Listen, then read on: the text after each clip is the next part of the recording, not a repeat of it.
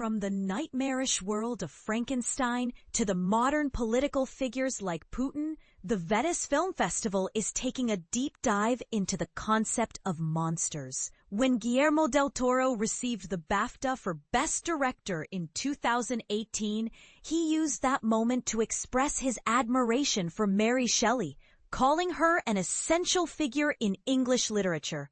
Del Toro remarked, "She captured the struggles of Caliban and emphasized the weight carried by Prometheus.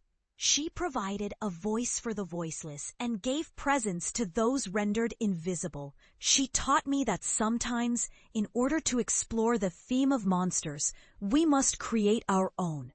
Now, nearly 20 years after he first revealed plans to adapt Shelley's Frankenstein, the acclaimed Mexican filmmaker is finally set to showcase his interpretation of this timeless tale at this year's Venice Film Festival. Featuring Oscar Isaac as the driven scientist and Jacob Elordi as the creature, the film reignites Shelley's exploration of the delicate line that separates humanity from monstrosity. However, it's noteworthy that its debut is taking place in a year when the festival seems particularly preoccupied with all varieties of monsters. Alberto Barbera, the artistic director of the Venice Festival, has pointed out that the through line, or fil rouge, of this year's event centers around monsters, ranging from Del Toro's fantastical depictions to the more palpable, real monsters of the past century. This year's lineup includes films about historical and current dictators. Think Mussolini, Ceaușescu, Gaddafi, and Putin, he shared with The Guardian. The festival also sheds light on the horrors of war, specifically in Ukraine and Gaza, the grotesqueness of crimes committed by ordinary individuals, and the pervasive threat of nuclear warfare, which looms large in today's society. Among the impressive slate of films is Olivier Assayas's political thriller titled The Wizard of the Kremlin, which chronicles Vladimir Putin's ascent to power, featuring Jude Law as a budding leader and Paul Dano in the role of his political advisor. Jihan K's poignant documentary, My Father and Qaddafi, sheds light on the mysterious disappearance of her father, Mansour Rashid Kikia, who was a peaceful opposition leader against the Libyan despot. In Cairo in 1993, Mihai Minkin's Milk Teeth, which unfolds during the waning days of Nicolae Ceaușescu's regime, tells the story of a young girl who becomes the last eyewitness to her sister's inexplicable disappearance in a small Romanian town.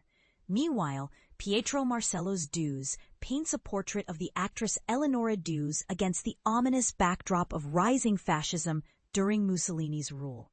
The preoccupation with monsters, as it turns out, is deeply rooted in human fascination. Natalie Lawrence, author of Enchanted Creatures, Our Monsters and Their Meanings, noted, "Our intrigue with creatures like Frankenstein is driven by our own internal struggles.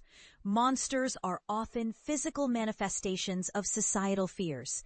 Despicable figures in history morph into the embodiments of monstrosity. Just as fictional beasts emerge from latent anxieties, there exists a wide spectrum of monstrosity, from genocidal dictators of modern history to ancient deities embodying death and destruction. This obsession with the monstrous extends beyond individual figures to encapsulate the wider fears associated with warfare and nuclear threats." Catherine Bigelow's film, A House of Dynamite, featuring Idris Elba and Rebecca Ferguson, revolves around White House officials grappling with the terrifying possibility of a missile strike on American soil. "We live in a world where multiple nations possess enough nuclear arsenals to obliterate civilization in a matter of minutes," exclaimed Bigelow. "Yet, there's an unsettling sense of collective inertia, a dangerous normalization of such unimaginable possibilities." Kauthar Ben-Hania's film, The Voice of Hind Rajab, recounts the tragic story of a 5-year-old Palestinian girl who lost her life in January 2024 after her family's car was shelled by Israeli forces. The film notably includes harrowing audio recordings from the girl's last phone call with emergency services. Furthermore, Ukrainian producer Alexander Rodmansky, who recently received an 8.5-year prison sentence in absentia from a Russian court due to his anti-war stance, is set to premiere his documentary, Notes of a True Criminal, which reflects on Ukraine's turbulent history and the personal toll it has taken on its citizens. Barbera articulated the gravity of today's tumultuous landscape. We are currently navigating perilous times. I belong to a generation that grew up post-World War II, believing in the permanence of peace. But the world we've been accustomed to is disintegrating. Conflicts are erupting in every corner of the globe, alongside the constant threat of nuclear arms.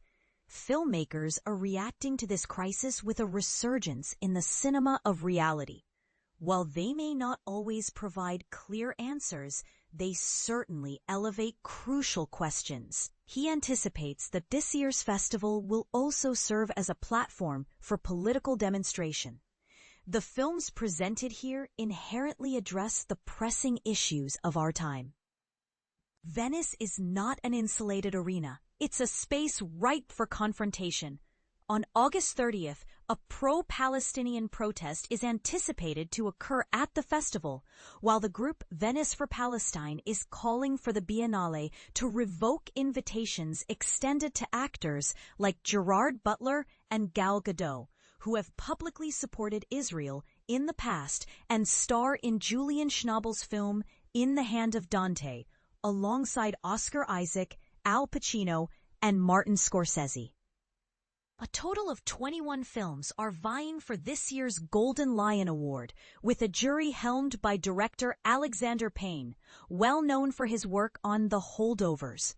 Among the most awaited films competing for this prestigious honor are Yorgos Lanthimos' Begonia, which stars Emma Stone, Noah Baumbach's ensemble dramedy J. Kelly, featuring an all-star cast including George Clooney, Adam Sandler, Laura Dern, and Greta Gerwig, as well as Benny Safdie's The Smashing Machine, showcasing Dwayne Johnson and Emily Blunt.